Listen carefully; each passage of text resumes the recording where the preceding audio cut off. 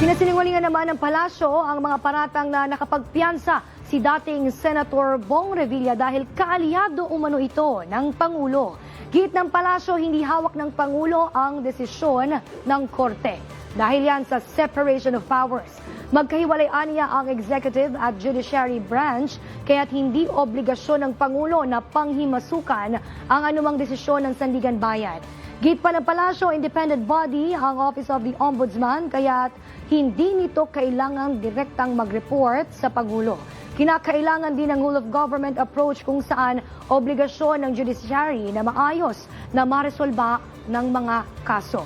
Git pa ni Castro kung talagang may koneksyon ang Pangulo sa judicial branch, hindi na dapat kinasuhan si Revilla simula pa lang. Kung yan lang din po ang iisipin ng mga kababayan natin, na bakit siya pa ang unang na nabigyan ng temporary liberty, kung yan talaga ay may katotohanan, at sasabihin natin may kamay ang Pangulo dito, hindi ba dapat hindi na lang siya sinampahan ng kaso? Pero siya yung nauna sinampahan ng kaso. So walang logic